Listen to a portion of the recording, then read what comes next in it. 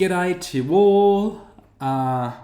It is 6:30 sharp, and as you know, I'm scheduled like a Swiss clock. So when it's time, it is nearly too late already.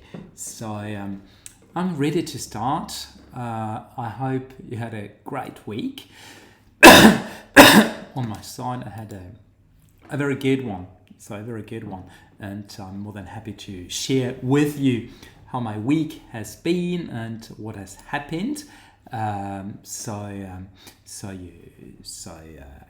can share with you my enthusiasm and how everything is going. So for now, I see that I'm alone in the stream. So I see there is one guest. So welcome, Fouad. Welcome for tonight. I have no idea how many of us we will be, as a number of participants, so recurrent participants, are not very available on this time slot.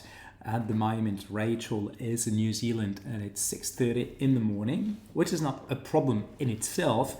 But as she can only access public Wi-Fi, which is at the library in New Zealand, where she is, 6:30 in the morning is not really compatible. Also, some others like Monique, like Lazaro, who are in the US, are also busy with with work, plus with some recent political events occurring in this country. So we will probably not have many people with us tonight. I'm just wondering if you can see me well or not, because I have the impression that Twitch, so the online, is not really broadcasting anything. Conversely, I see on my in my streaming app that it seems to be working. So Fouad, can you please let me know if you can see me and hear me?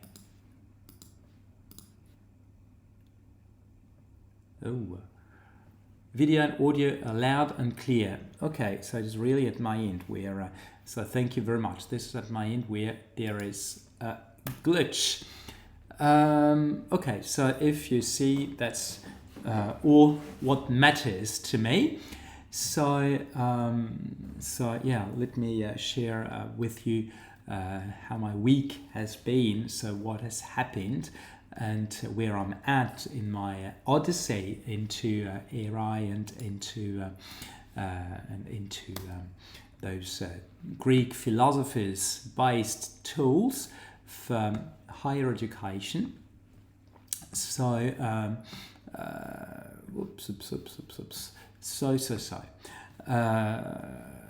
First of all, for this week, I returned from Brussels. I was traveling on Tuesday, so for some time on Tuesday, and on Friday, I could not do much. But I've got two pieces of news which are very encouraging. I do not know if you remember. Oh, hi, guest. There is a new guest. I'm not sure who else joined, so be welcome. I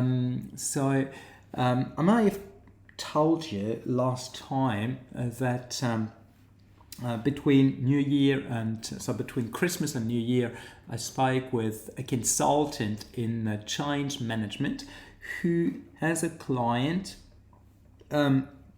advising companies, so small businesses, in responding to public bids, and the client wanted to automate the study or the processing of applications, and they wanted in particular a sort of a mini app or something that would do it for them. And he asked me a quote which I sent just before New Year. And when I returned from Brussels, I found in my emails an email from him saying that the company would like to do it once they have finished implementing a new ERP. So it should be around February. So February, it means in 2 weeks' time, or starting in 2 weeks' time. And as February is the shortest month of the year, it might mean that it will come sooner than we might expect. So I'm really happy with this because it would be the first extension of my tools, the ones I showed you on numerous occasions. So it will be the first extension of my tools out with academia and for a different industry. So I'm really happy with this. So that's very encouraging, and I'm not sure if what part of the quote they would go, as I gave them a quote which was giving them a variety of options.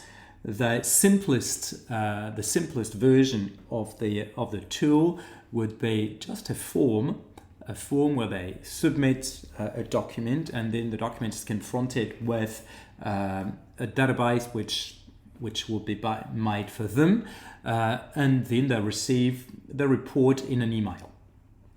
So the small version is about 4,000 euros, and then there were different options that could go up to 16,000 euros if they wanted everything, and have no idea how much of it they want. So it would be somewhere between 4,000 and 16,000 euros. Of course, I would prefer if it were 16,000, but even if it is just 4,000, I would be happy with this first start. You know, this promising start. This is where I'm really happy. But also, I'm very happy because I've been in touch for a while with EM Lyon. So I've known people at EM Lyon. I've known the Associate Dean for Programs for years. And he emailed me back on Friday, so 2 days ago, saying, well, at EM Lyon, we are interested in your solution, and we would like to test it with our programme Grande École. So here is a connection or introduction with the director of this program. And I responded, sure, I will send you early next week the documentation and the link to the tools. I'm currently checking the security of the whole thing. So I'm really happy with this because a test at EM Lyon, if it is conclusive, could be a great introduction onto this market with a great prescriber. I'm pretty sure that many other schools would love to follow what EM Lyon is doing. So it is very encouraging.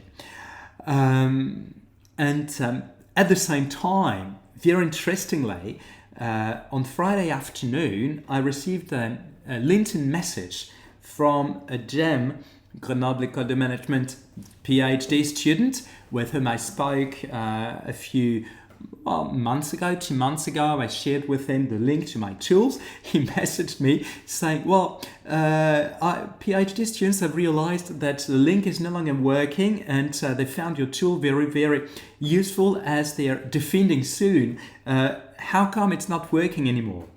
So for me, it was great reading this. So I responded saying, well, the link I sent was a temporary link that eventually expired, and at the moment I'm not making the tool too public, as the aim is to commercialize it to institutions.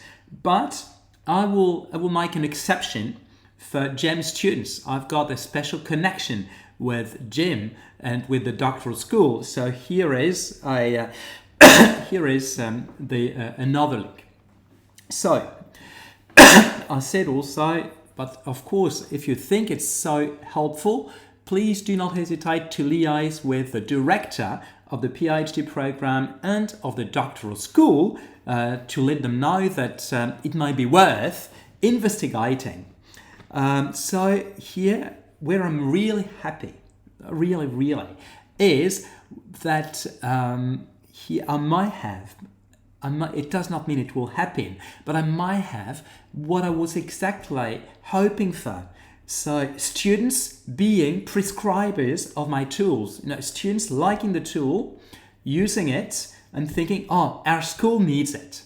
And then as the school is sort of encouraged to have it, I hope I can sell. So this is for me very encouraging.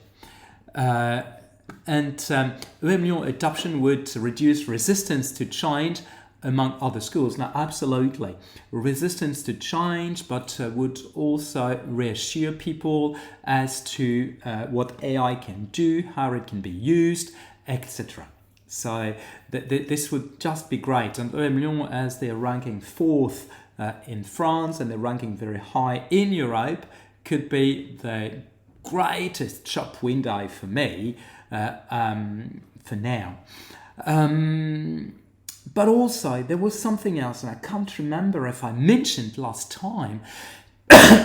We were contacted by another university in Florida, so a second one, which is Florida International University, and they're interested in the tool, and they would like to meet with us. So I'm just thinking it would be so funny if we had a sort of a French belt, a French academic belt around Donald Trump in Florida. Donald Trump surrounded by Vasily and mates. I think it would be quite ironic, but also more seriously, it would just be great if indeed we had, for a start, 𝐓𝐵𝐺 and 1 or 2 Florida universities interested in the tools. This would be fantastic. So we had last week another meeting with St. Thomas University in Miami, and we had a very interesting chat. We met with the dean of the business school, and something very interesting, much more than I would have expected. He really thinks my Socrates chatbot is promising, and he said to me. So he asked me if I could change a few things. I said yes, but at some point I did not want it to be a surrogate for a supervisor. He said, okay, but I prefer students using your tool than just going on Gemini or ChatGPT to ask questions.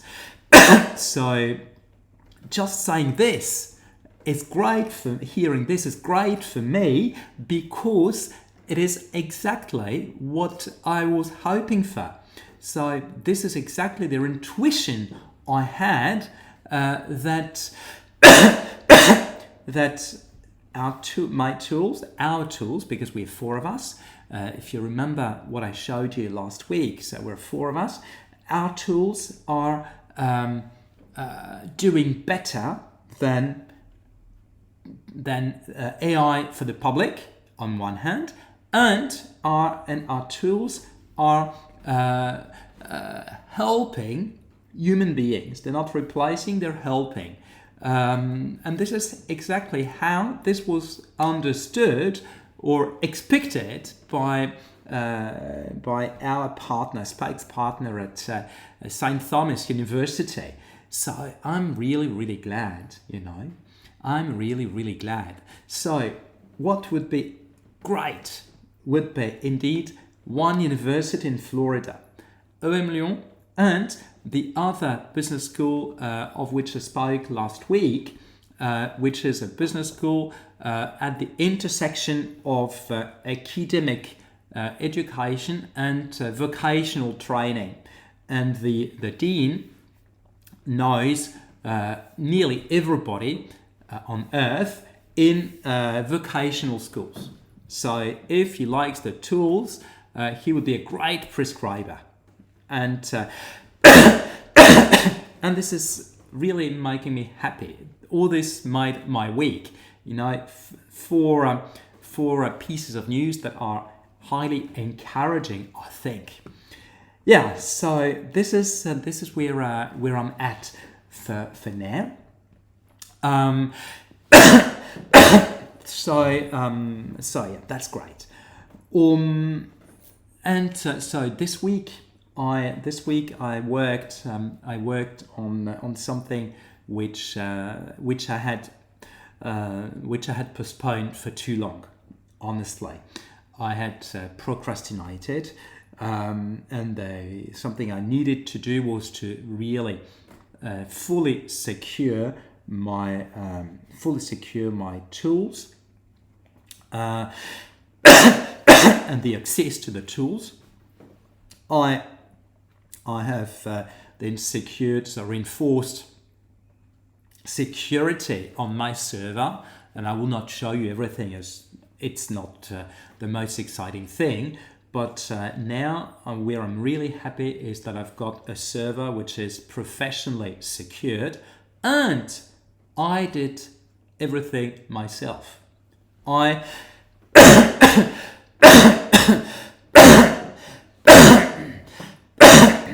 did everything myself, so I'm very, very glad about this. I know everything, not about security, but about my websites and my server's security. Last week I showed you the offline version of the website, and it is still offline. I hope I can put it online soon.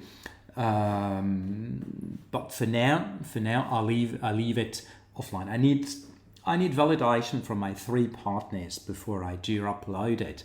So my 3 partners for recollection are Rachel, who also is my wife, but I asked her to join, not just because she's my wife, but because she has been the greatest support ever from the beginning. I remember that when we first met, I was totally impressed, and for a long time she's been like a mentor to me. She has a great business mindset. She's great at thinking growth. She's great at thinking marketing. She worked in publishing for a long time. She has been working for the past 12 years as a copy editor, so strongly involved in education as well, even if it has been in the background, behind the stage, but still. So she has a great viewpoint on things, and so she will be there. But I want her to validate even one minor thing, the photograph I've chosen for her profile. Just this. If she says, no, this picture is horrible, I don't like it. So I do not want to risk being uncomfortable with whatsoever. Likewise, my second partner is Mirella. Mirella, she is also she's also doing her doctorate with me. So I've been supervising her doctorate for a bit more than a year. And we've known each other for 1.5 years. I started helping her with academic matters for her, for also some of her relatives, and there is a great connection. She is a great entrepreneur with a great mindset. She always has great ideas and also strong connections. So very, very helpful, and she's been very encouraging from the beginning of the adventure in the summer. And the third partner is Lazaro. Lazaro was one of my DBA students at Grenoble. He defended, I can't remember when, so it was 7 or 8 years ago. And Lazaro was also the first publishing a book in the series I've been editing at Palgrave Macmillan. So the Palgrave Studies of Accounting and Finance Practice, where I have invited you to at some point submit a proposal. Lazaro has been the past 20 years a great salesperson. He's been selling software, selling consultancy, selling AI. So he's great. Plus, he knows a number of decision makers in universities in the US, starting in Florida, where he's based. So likewise, I want them to recognize themselves in what I have been doing for a while. 𝐓𝐫𝐵𝐬.com, remove the space. Okay, thank you very much for this. So yeah, I want them to recognize themselves and feel comfy with what I have prepared. And then this week I have also been doing something I want to show you, and it will be not much new for you, but it's something big for me. Let's see now. I'm showing you.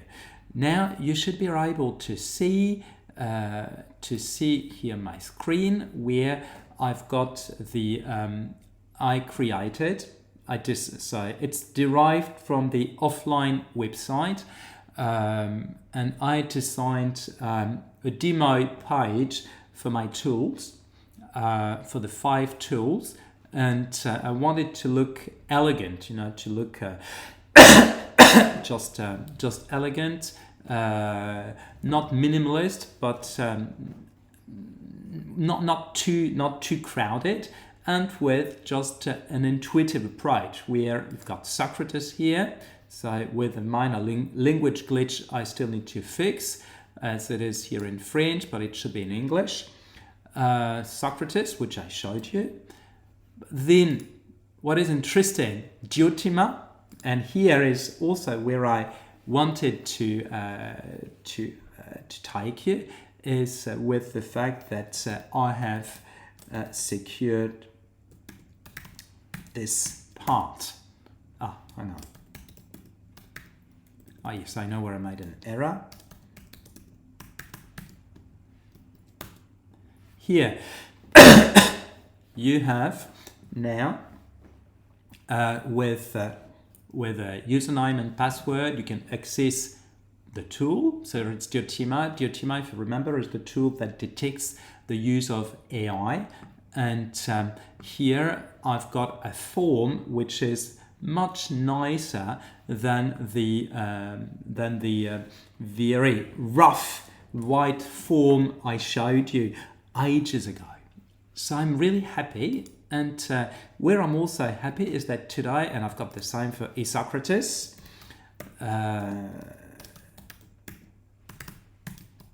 𝐸 is the tool, is the dissertation assessment tool, the one I showed you at the very beginning. So it's exactly the same principle.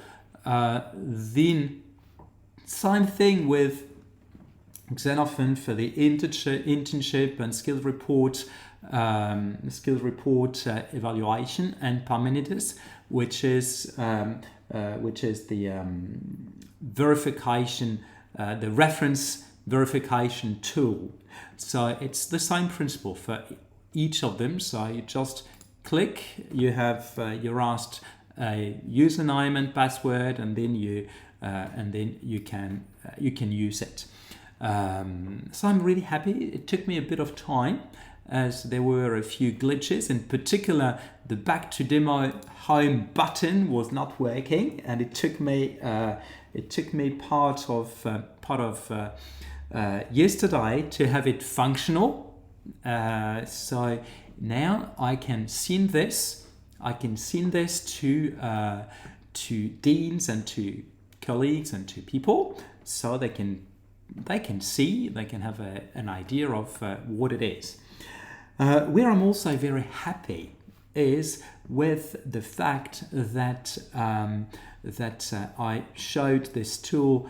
I shared it with the AIpreneurs, the other entrepreneurs in AI with whom I've learned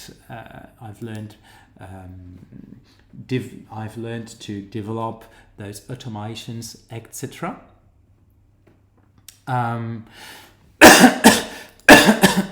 So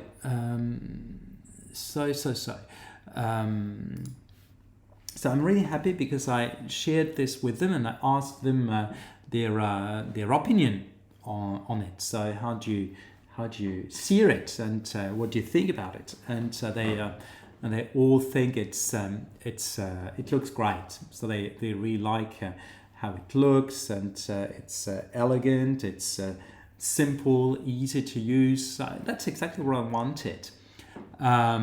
So yeah, this is one of my victories for this week, being able to complete this. Again, I learned a lot of things while doing the coding and the not just on my own. I've got help from anti-gravity, and I can tell you a few words about it. I think I mentioned it last time, but a few words for tonight. Anti-gravity is a tool that was released by Google on New Year's Eve, so 31st of December, and it is a tool for developers. So it writes code, so you can develop a website, you can develop an app with this tool, just like a senior developer would. You may have heard of Claude Code.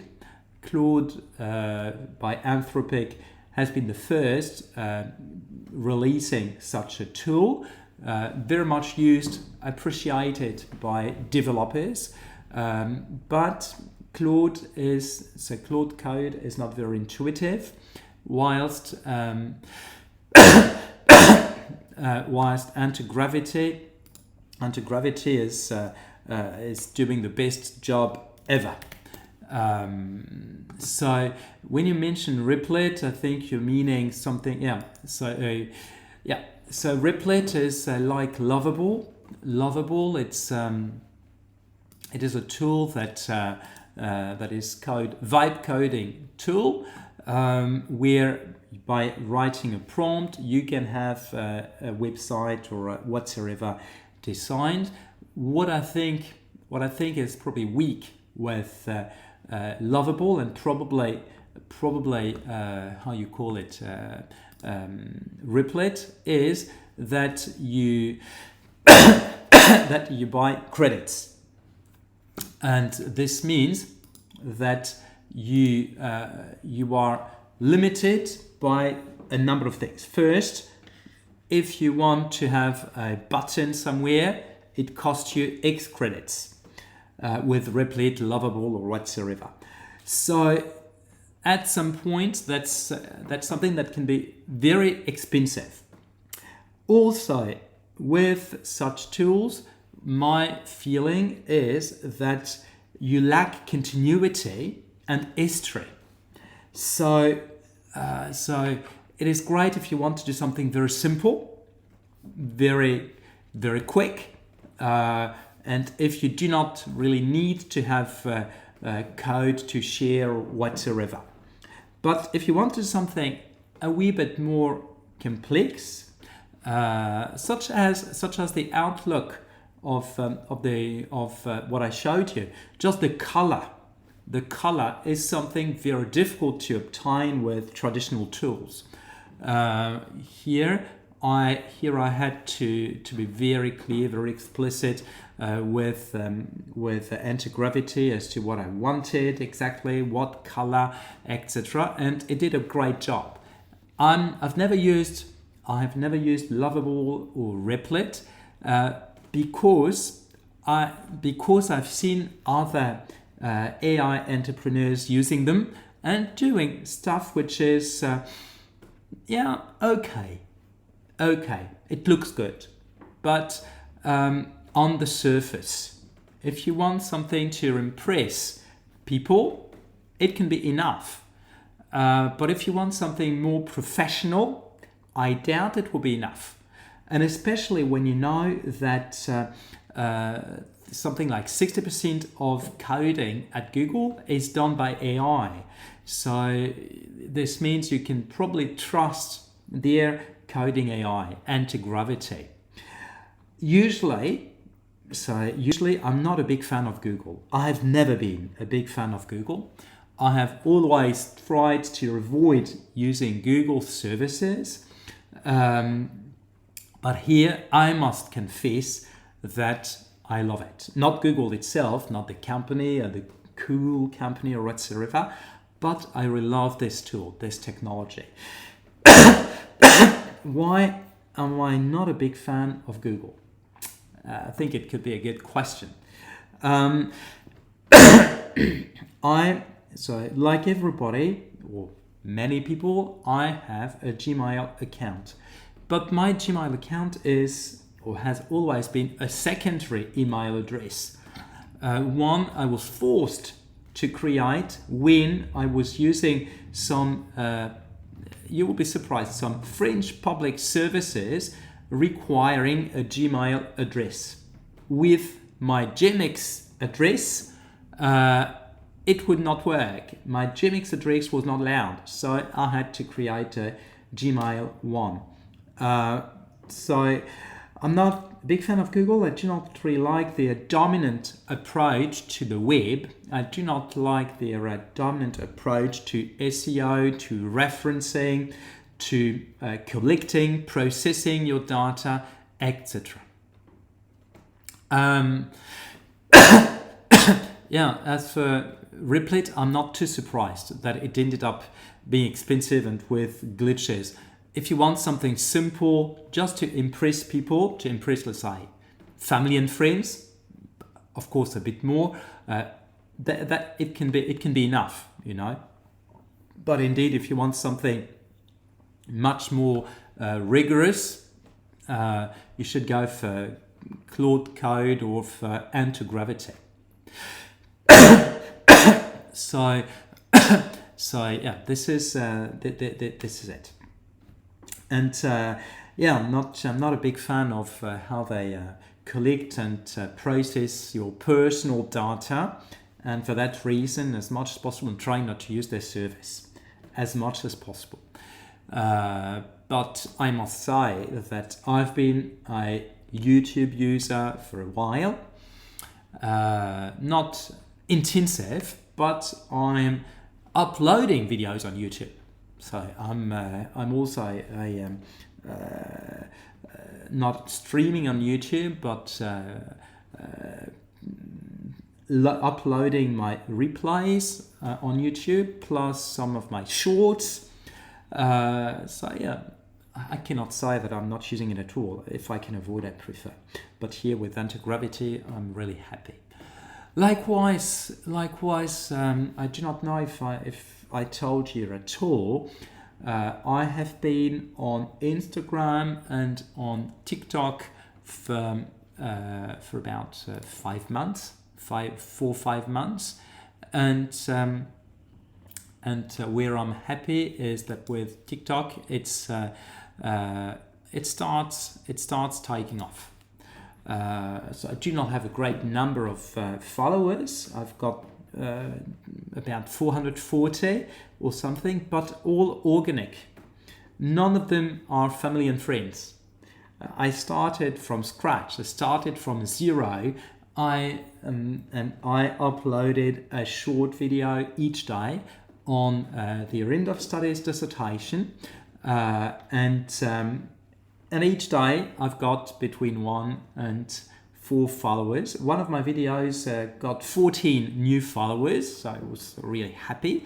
And on Instagram, it's not growing very much, as the population is not the same.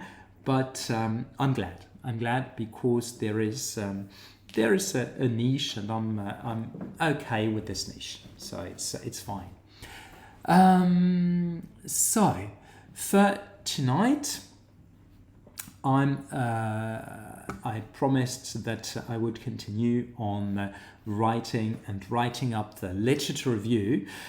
I remember that last week I spoke of showing what is known, what is knowing, on what researchers agree, on what they disagree, and that I stopped there. So for tonight, and I do not know if it will take an hour or 15 minutes, but for tonight, I would like to continue on this, and I would like to be more specific on practical hints for organizing and writing the literature review. So I suggest that I'll start with things relating to structuring it, so structuring the literature review, and then on its writing. So for structuring the literature review, I would say there are two traps in which students too often fail. The first trap, let's say, the first trap consists of organizing the literature review around themes. Or in the literature, on my topic, I found different themes addressed in the literature. So I'm organizing my literature review around those themes. But why is it a problem or a trap? It is a trap because it is convenient. It looks good. If you were writing an essay, it would be perfect. But here, what is problematic is that so doing does not really guarantee that you will address what is known, what needs knowing, on what researchers agree and on what they disagree. You are bound to be purely descriptive of what has been said on different themes, but without necessarily understanding the structure, first of knowledge and second of debates. So themes not really helpful, or I'd say fictitiously helpful. You might well miss the point if you focus on themes. The second trap consists of writing a purely chronological literature review. With just a chronology, you will show the evolution of research over time, but again, you may miss the point. You may miss those debates. You might miss those discussions between authors. Sorry.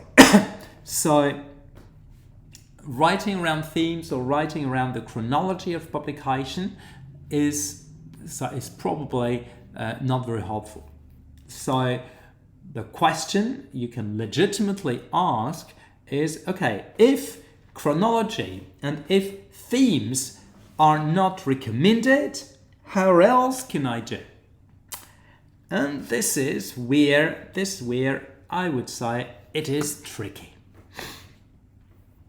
it is tricky because there is, I'm sorry, there are two types of approaches, and those two approaches are very similar to what you can see when it comes to ontology and epistemology. Shall I go for theory or for data first? And how should interactions between data and theory go? So this is a legitimate question. Here it's very similar. Either, so option one, you go for a theory, a framework for reading the literature, for processing the literature. And your framework would say, so if you remember things I showed you ages ago, so I'll show you the paper itself, where I think the appendix are, so I've got the paper open, just want to make sure that the appendix shows what I wanted to show you. Just give me a sec, bear with, like Miranda would say, if you know this show. Appendix 1, so no, okay, so it does not matter. So I showed you ages ago, and I'll try to find it here again. Ages ago I showed you my Excel spreadsheet for the paper on culture I published ages ago. Hang on, sorry, I'm just trying to retrieve it. Spreadsheets. So I hope it will work. Here, recent document. No. Okay. So no, I do not have it here. So sorry. Just to try. Thought when I prepared for tonight, I thought I had this on my screen, but I did not actually.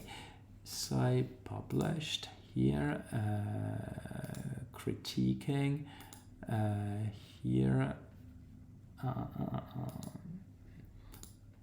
appendixes. Yeah, okay, let's go for this, or this one. I think it should be this.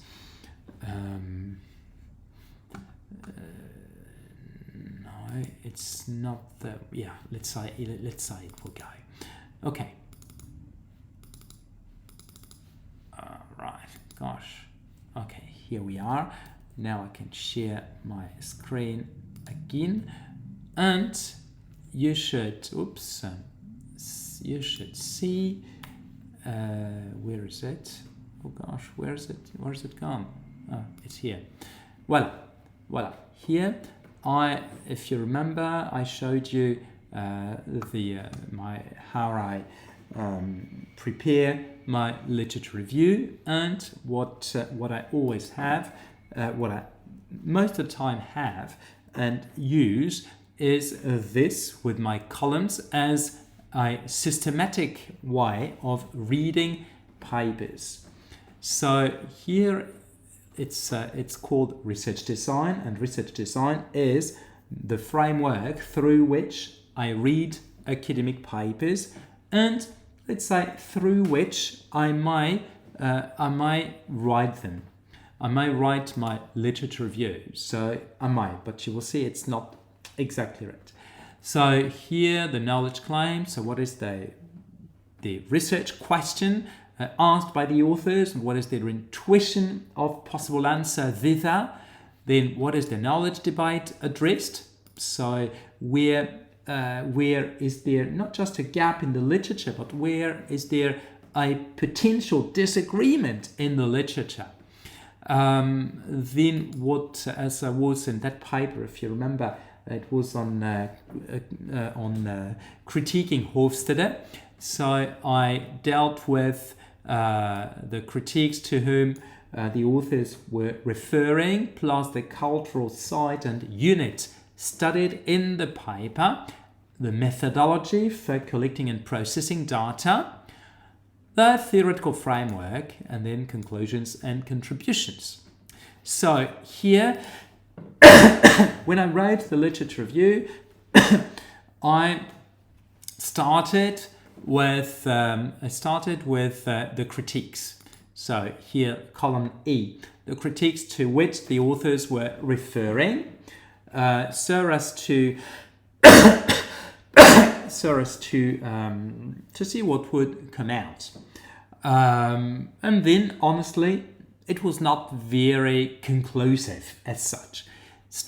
Organizing the literature review around the 4 critiques: Baskerville, Harrison and Mackinnon, Bimani or Mackinnon or McSweeney, sorry, was not very conclusive, not very helpful.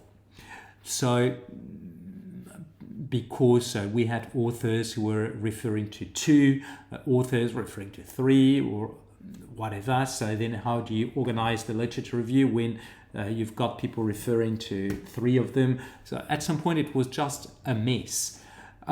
Likewise, the knowledge claims or any other column was not very helpful in itself. So this led me to consider that I should do otherwise. And otherwise meant that I was to consider a theoretical framework which was here different and coming from the literature. And my concern was on critique. So critique on Hofstede. I wanted to see how those 4 critiques had been influential. What legacy for those 4 critiques on Hofstede's model. So this was my concern, my real concern. So what was important was indeed to have a way of reading the literature which was grounded in critique. So the literature on critique on one hand, and the literature on impact or legacy, intellectual legacy. So I found, and I'll see if I should have it, I will show you with the paper, but I found a book by Luc Boltanski, published just short before I started the paper, which was entitled On Critique. And in this book, Boltanski is a well-known sociologist who is the co-author with 𝐓𝐫𝐸 of best-selling book, The New Spirit of Capitalism. I should be here. Is it?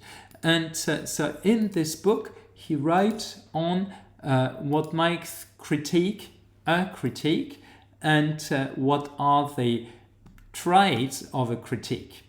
And so I'm not telling you the whole story, but he wrote on this. And what is very interesting, I think, is that he had, at the end of the day, a very good, very clear theoretical framework. And so I'll show you the paper itself, rather than trying to find the Excel spreadsheet. And he had a very convincing approach. So here is how I then structured the literature review. So I just read for you the abstract so you know what it's about. Drawing on the Boltanski sociology of critique, this paper examines how critique contributes to debates in academic research. Our analysis reveals 2 responses to critique. First, reality critiques, uncovering how a research program is diffused and accepted. And second, truth critiques, questioning object justness and legitimacy. Reality critiques occur before truth critiques, but after isolated attempts at emancipation from the dominant perspective. Once the reality critique is articulated, emancipation commences. Truth critiques are not changing events, but theorize the rise of isolated attempts at doing differently. in fostering and accelerating emancipation, a critique does not need to be explicitly referenced. And for this, actually, we were dealing with the literature that was building upon the 4 critiques I mentioned early on, and dealing with cross-cultural accounting research. So here, first we developed, and this is where I'm getting to, we developed the literature review first around our theory of critique, borrowed from Boltanski, which is here truth critique and reality critique. The offspring, very important, neglectors, reformers, and emancipators. So here saying reformers, social reformers have an impact where the critique receives some legitimacy or justness, allowing subsequent thinkers to appropriate it and surpass the dominant perspective. Social reformers are not necessarily cited for society to retain emancipation. So reformers are people who are changing the course of events without necessarily being mentioned. So, and if they're not mentioned, it means they have met their objective. So reformers give a second voice to the dominant perspective that can strengthen itself by responding and articulating an updated version, if any. But there is then a natural offspring of reformers, which is emancipation, where people no longer need the dominant paradigm.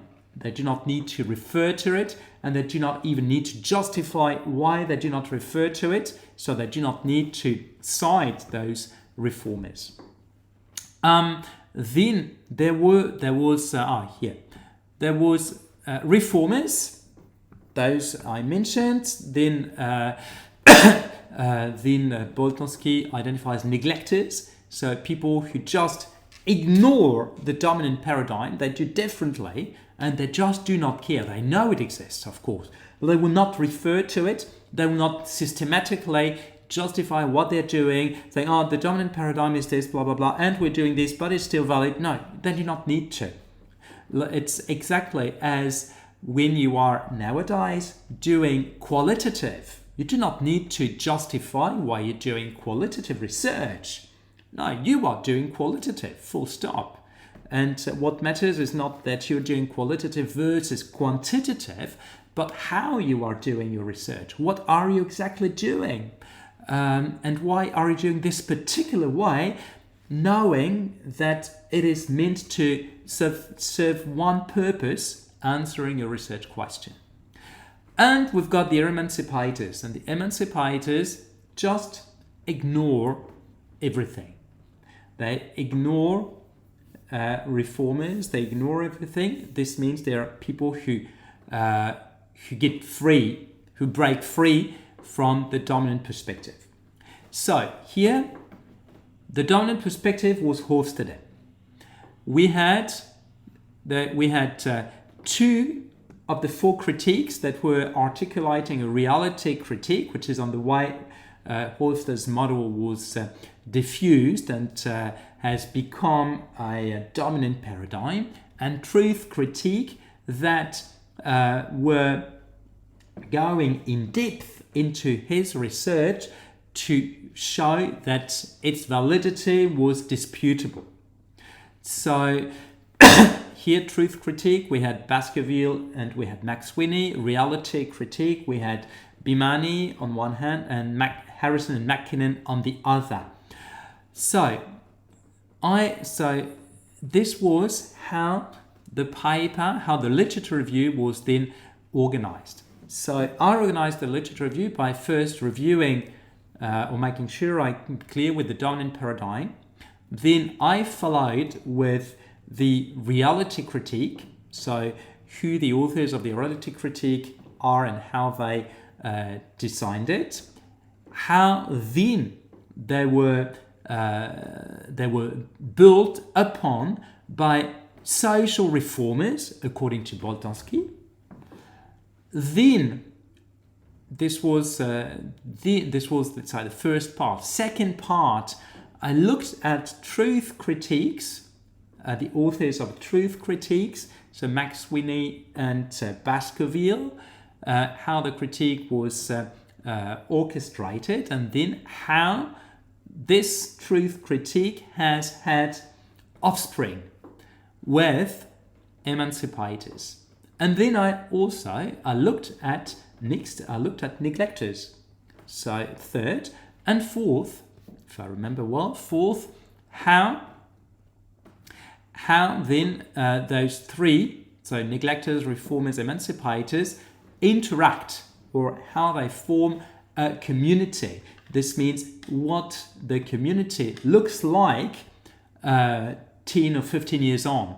So this is more or less how the literature review was structured. Look, 3.1, Hofstede's model as a dominant paradigm. This is what I said.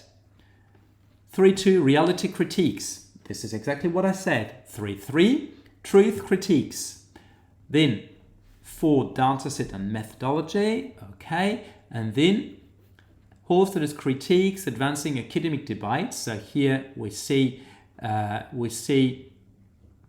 two critical moments, neglectors, that's exactly what I said early on, followed by emancipators, and then we'll see after the critiques, so 10 years on, neglectors. So neglectors here start being important, and because we have those neglectors and reformers as well, will lead to emancipation. So here with this particular paper, I structured my literature review. So it was a literature review paper. I structured the literature review around this theoretical framework I had. That's the important thing to have in mind. One option, you have a theory, and this theory guides how you review the literature. And then when I reviewed the literature, it was not descriptive. I was not saying such and such said, but I was trying to show or to see how what they said, what they wrote, was contributing to the feed open with this theory of critique. And then the other option is the opposite, like I said early on, as with empirical data, or as with methodology, ontology, or epistemology. You can either start from theory or from data. And here I'm showing you another literature review which followed the opposite path. I started from data. And where I started from data, so here is a paper that was published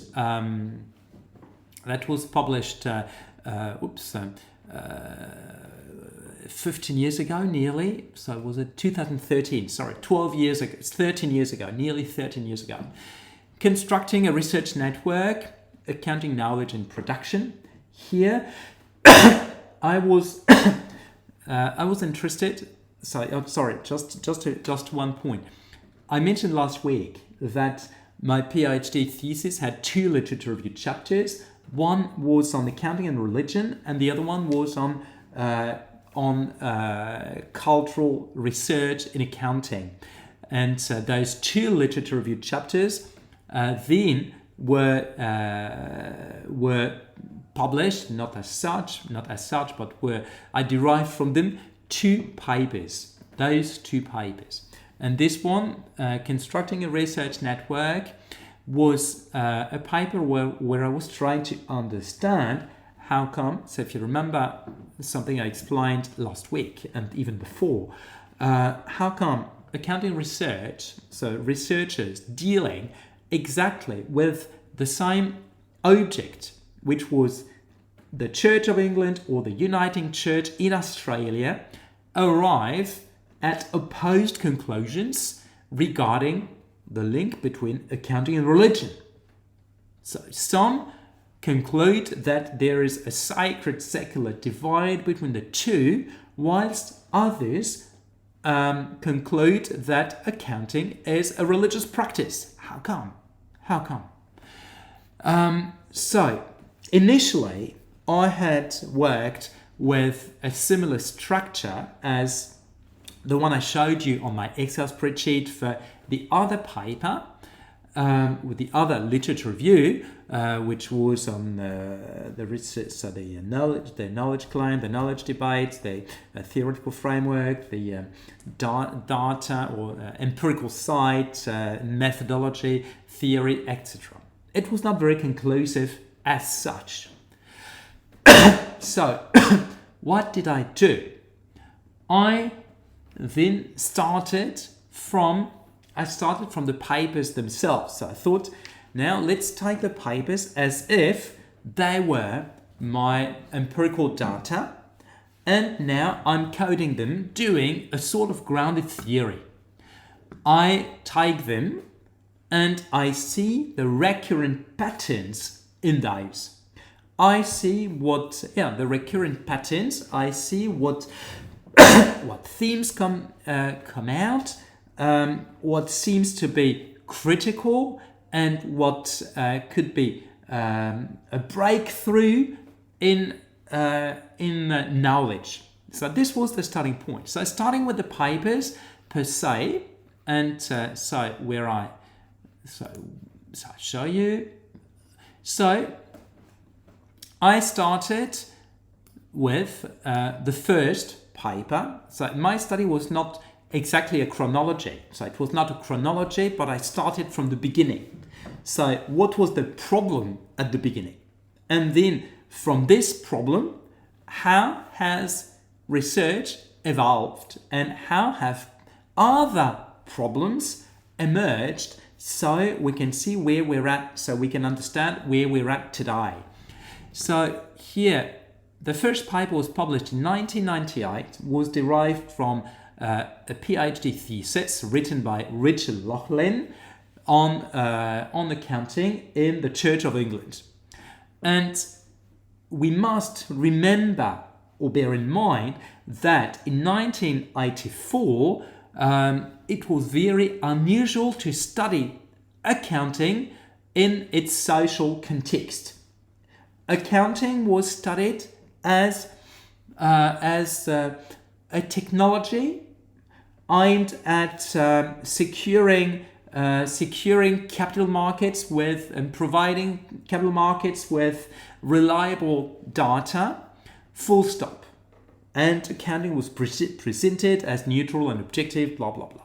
So here it was a sort of a revolution, writing a paper in a non-functional context, in a not just non-profit, but in a context where money is perhaps not the most central thing, where something else matters, faith, religion. So here, Laughlin started in this context, and he was sort of strongly influenced by current research, which was microeconomics driven, neoclassical macroeconomics driven, and could not revolutionize everything, and was sort of obliged to highlight that there was a discrepancy between accounting concerns and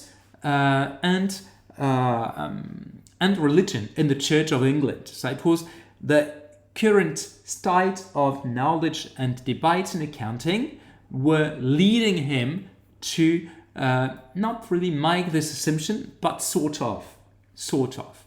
1988. Which was further theorized 5 years later by Peter Booth, who published a paper derived from his PhD dissertation, which conceptualized what Richard Laughlin did. But what was very interesting for me, and then we saw that some others agreed with both, but what I think is very interesting is that I then found that most authors until 2006 were systematically referring to Booth to this conceptualization, either because they agreed with him or because they strongly disagreed. So I saw that the pivotal reference in the debate was Peter Booth. And the literature review, so this literature review was organized first around, the beginning, so Laughlin. Then I understood that there was a need for conceptualizing, theorizing, Booth 1993.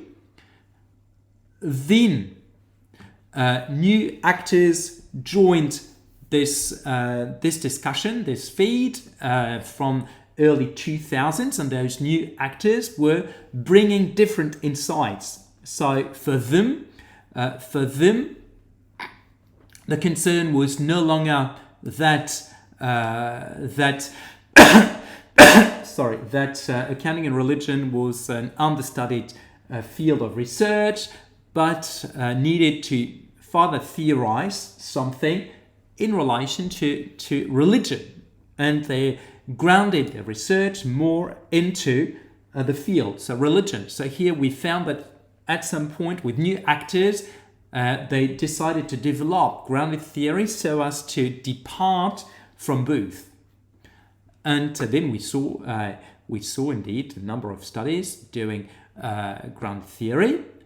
Then we also saw that a growing number of papers was given birth through the development of frameworks borrowed from theology.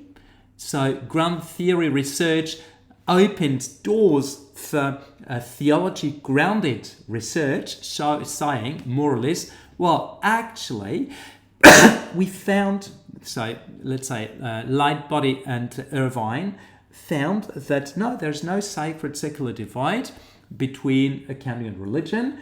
Both can accommodate each other pretty well, provided we have the right mindset, provided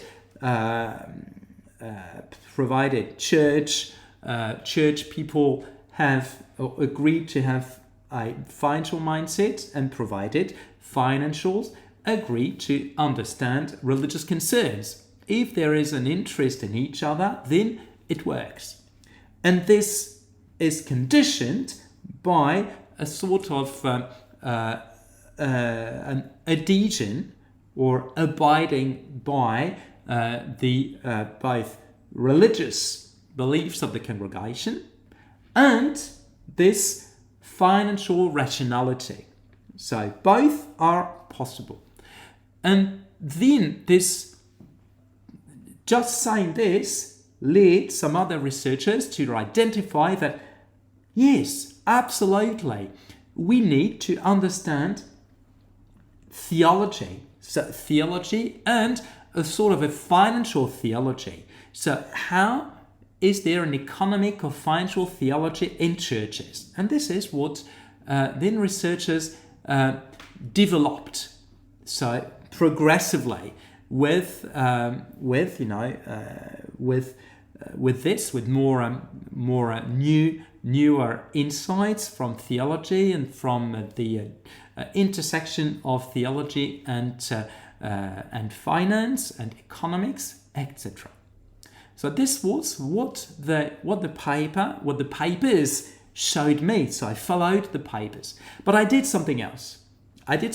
Which I think would be very interesting doing for your own research, if you can, of course. I decided to interview every single author in my literature review. And something very interesting, I've met all of them. So I know all of them personally. Some are good friends. I've been good friends for nearly 15 years. Some others, not necessarily friends, but we've known each other. So I decided to interview them. And here, the interview was on the mindset in which they were when they wrote the paper. So what did you want to do when you wrote this paper? What was your motivation? What was the rationale for writing this paper at that time for you? Plus, how did you feel about what had been written so far? And interestingly, so I exchanged emails with Richard Laughlin. He explained to me that what I told you. I met with Richard Booth, and Richard Booth told me, so Peter Booth told me, so he was the provost at the University of Technology, Sydney. We met in his office in Sydney, and he said, well, Richard Laughlin was the examiner of my PhD thesis, and as I knew he would be my examiner, I thought it would be important that I do justice to his work. I saw he had started something great with the sacred secular divide in the Church of England, but it was because of the debates at the time, not theorized. And I wanted to do justice to Richard Laughlin and theorized his, let's say, unfinished work. This was the motivation, which is not as such in the paper, but when you speak with the author, you understand it. Okay. Interestingly, his supervisor was Lee Parker. Lee Parker published 2 seminal papers in 2001 and 2002, bringing grounded theory into this area of research and showing that that there is something more complex than a sacred secular divide. But Lee Parker, has always been interested in accounting and religion. So his religious affiliation was such that he was interested and was more than happy to supervise Peter Booth's thesis. At the same time, he was supervising Margaret Lightbody's thesis. So Lightbody was mentioned in the paper. Margaret Lightbody published 2 papers in 2001 and 2003 on the inexistence of a sacred secular divide, but on the fact, like I said early on, that when you ground your research in the field, you see that people do not say that there is a divide or whatsoever. What you see is the extent to which there is a mutual understanding or not. And when there is, and people are not reluctant to mutual understanding. No, they're not. So there's no divide. This is what you see when you read the paper. But when you read between the lines and when you talk to her, because I met her on a number of occasions, I really adore her. She's so sweet. So when you talk to her, she tells you, well, I think that Peter's work was dishonest. I'm convinced he fabricated his data to fit with the conclusions he wanted to reach to please Richard Laughlin. So I really, really wanted to prove him wrong with my 2 papers. So here you understand that the debate is, there is a real debate where there is someone who wants to prove him wrong. At the same time, another 2 people, Helen Irvine, who did something very similar to Margaret Lightbody, published parallel papers. That's very funny. they've had parallel careers, publishing in the same areas nearly at the same time, although they were in very different institutions and not necessarily friends with the same people. But I'm befriended with both. And that's very, very interesting, I think. So Helena Vine was motivated by something relatively similar. And at the same time, I met with another one who was Kerry Jacobs. Kerry Jacobs was Richard Laughlin's PhD student. And he told me this sacred secular divide is rubbish. This is the worst thing Richard wrote, and I wanted to prove him wrong. Wins this paper. He published a paper on accounting in the Iona community, which is a community in Scotland, and where it shows that there is an accounting spirituality, that it's not just a religious practice, but accounting is a form of spirituality in this denomination. And he also studied another, so he wrote another paper, which was a theory paper showing with theology that there is no possible divide. At worst, there are jurisdictional clashes between the clergy and financial people. So here he wanted to prove his supervisor wrong. Interesting, isn't it? Then I met with someone, so two people who were the guest editors of two special issues of one of the lead journals that published papers on accounting and religion. And I wanted to understand what their mindset was, or what their intention was at the time the two special issues were published. And they both told me we wanted to revive the debate, to revive the discussion on accounting and religion.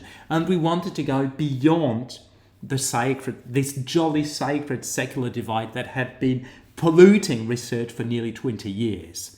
So we wanted fresher insights. We wanted something new, something different. And since then, things have been different. Since then, no more research on the sacred secular divide, but research grounded more and more in theology, so as to understand how this mutual understanding is theologically grounded. And interestingly, one of those editors is now a co-author of mine, John McKernan. So we are publishing a special issue of critical perspectives on accounting on communism. And we wrote the editorial together, and we wrote a few papers on ethics and religion together. So what I wanted to say here is that, of course, you do not have to conduct interviews or to meet with those researchers. But I did it as something supplementary to the papers themselves that were my empirical material. And you can decide to process your papers as you would process any other qualitative data material. And here I did process it with a form of grounded theory, and then fed with interviews, with extra insights. Those are two ways, not the sole ones, but two ways of organizing your literature review. Just to say that there's no single way of writing your literature review, but whatever you do, you should avoid chronology as much as possible, and you should avoid themes. This said, you can start with the seminal reference. And what is interesting with the seminal reference is not just what they say, what they conclude, but how they justify the rationale for this paper. Where or how was this first paper on the topic, how was it decided upon? Why was it necessary at the time where it was published? What was the gap? What was the debate at that time that justified it? And when you are clear with this, you can also see over time where debates may have evolved or not. And if debates have evolved, then you can identify some breakthroughs in history. And then your literature review can be organized around periods and breakthroughs, which is not exactly a chronology, but sort of. But you can also find that so very soon there were opposed streams disagreeing on everything or on the most important part. And then you can structure your literature review around those streams that are opposing each other. So you highlight how one stream is positioning itself vis-a-vis the topic, how the other stream positions itself vis-a-vis the former one, and then how they engage or do not engage in a conversation. And then you have your literature review. You might have a critical reasoned literature review. So this is for the structure. With the writing, in itself, there is a big temptation, and I know I showed you on a number of occasions I showed you software for this, but there's always a big temptation consisting of citing the author in the first place, saying such and such said, or according to such and such. Why is it a problem? I do not recommend writing your literature review around the authors, because this leads you, this is a natural trend, but this might lead you to consider single authors or single papers important per se and irrespective of this structure of knowledge and structure of debate. You might say, oh, such and such wrote, such and such disagrees. But still, it might be sort of artificial and you might miss part of all of the point. So I do not recommend starting with the authors. But there is also another limitation or problem if you start with the authors. It is that you give those authors a particular authority, and not every author has authority in a field. When you say, you can say, according to Max Weber, blah, blah, blah, blah, blah. Max Weber is clearly a big name having massive authority in sociology and economics. So if you refer to Max Weber as such, it is because it is Max Weber and not because it is a reference. No, it is the Max Weber, the one. And therefore, I'm quoting him nearly as, let's say, an evangelist, if I may say so. Likewise, Émile Durkheim, I'm not telling you all of them. Likewise, Bruno Latour, Luc Boltanski, F. Capello, and a number of others who are big names. So the big names can indeed be named for the names and carrying an idea. But important is that for other names, you should quote people. You should quote people with the idea first. So what is important is the idea, and in brackets, accidentally, author, surname, and publication year. So that when you write this literature review, you do not write about isolated papers, but you write a continuous flow.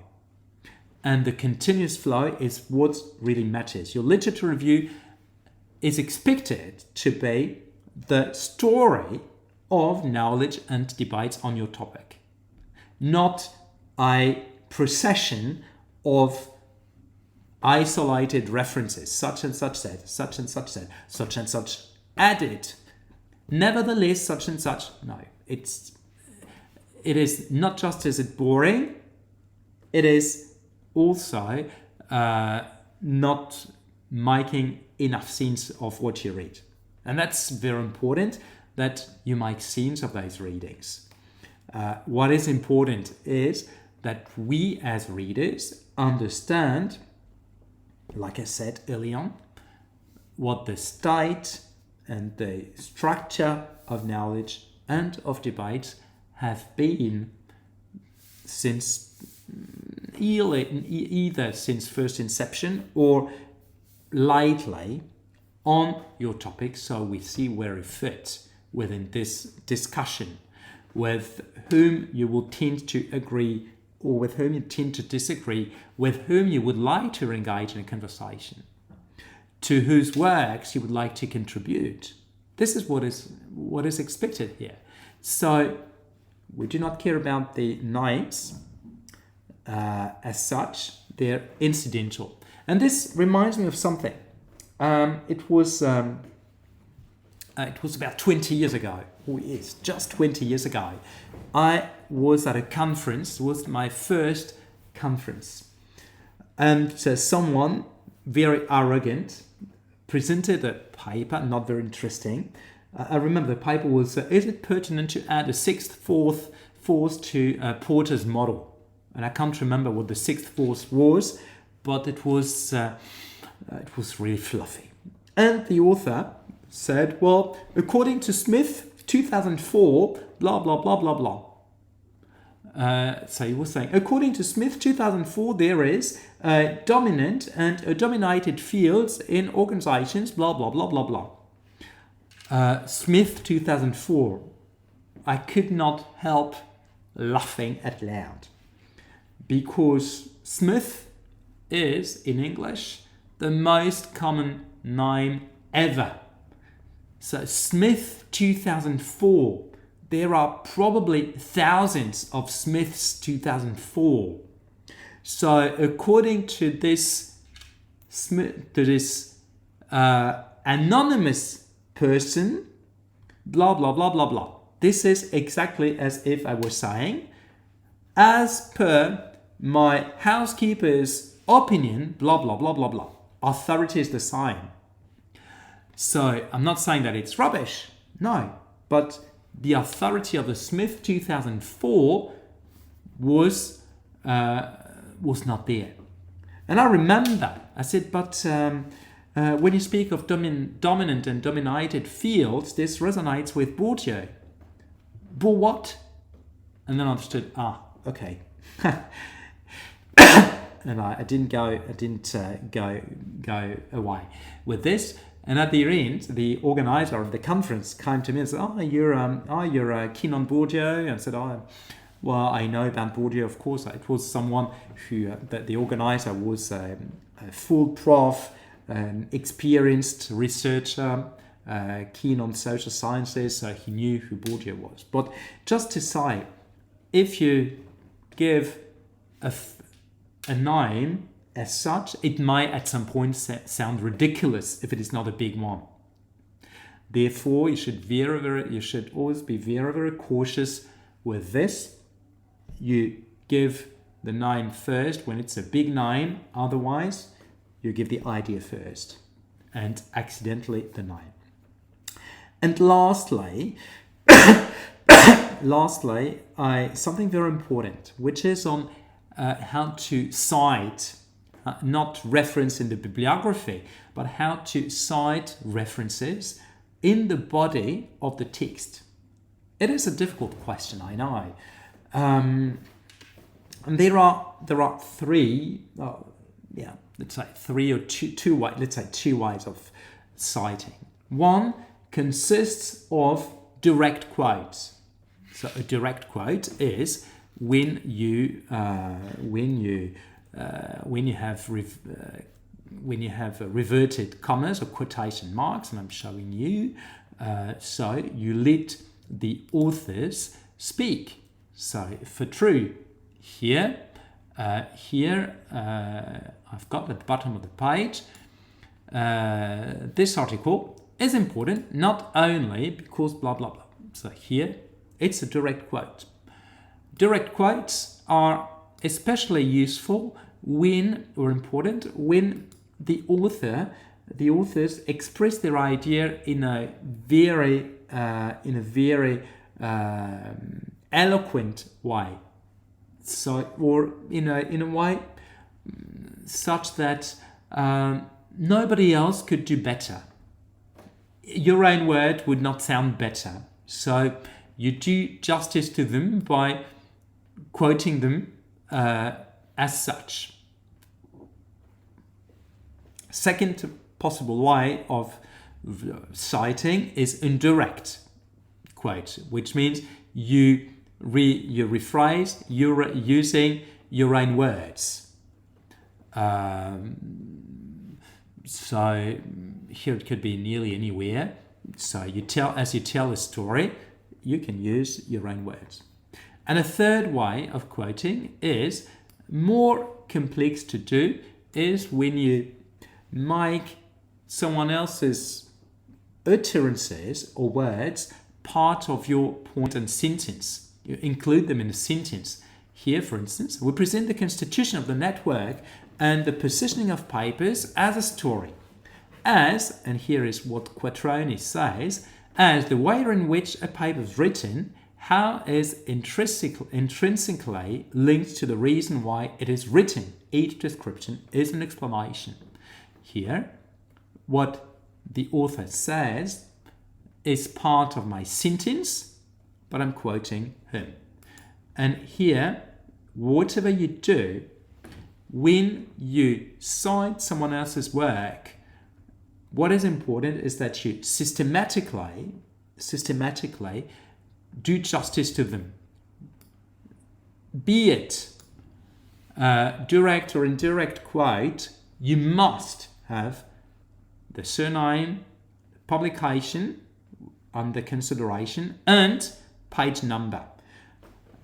Even if it's an indirect quote, I strongly recommend that you put the page number so the reader can retrieve the idea where it is, and in so doing, you cannot be blamed for plagiarism. You are indeed doing justice to other people's work. Full stop. So here is what I wanted to share on how to write up the literature review for tonight. So I hope it was helpful. Next week I will continue. Probably not on the literature review itself. I'll see. I will probably address things relating to ethics and research and authenticity and stuff. I'm not sure just yet, but I will probably do this. So it does seem exciting to engage directly with the authors on whom one is basing discussions. I fully agree. It is just great. And likewise, I've been befriended with Baskerville, the author of one of those truth critiques on Hofstede. And we got friends based on an earlier version of this paper. This was the trigger of a friendship. Likewise, I met with Bimani and we spoke a bit of his paper. It was very interesting. I've never met with �มักซ์วินี, I've never met with Harrison or Mackinnon, but I would have loved to. It would just have been great, indeed, having their insights. It's very interesting when you can have first-hand insights into research, into a publication, when people can tell you why they published this paper, what drove them to write this paper. That's really stimulating. You have access to behind the scene, and that's very, very engaging. You're very welcome, Fouad Peter, and like I said, if you know of anybody, students or master students or doctoral students who struggle more or less with methodology, who might feel a bit alone, or who want to share their experience, or who want just to spend a nice moment, have a good time on a Sunday night. So please feel free to let them know that they're more than welcome to join. So thank you very much for being here tonight, for making it as usual. So as usual, it's been a pleasure for me. So I really enjoy streaming. I just hope that at some point my channel will be more known than it is for now. It's not just a matter of ego, it's a bit more than that. It's having the impression that I'm not preaching in the desert, if I can say so. So I wish you a lovely evening, a great week, and I hope to see you next Sunday. Bye.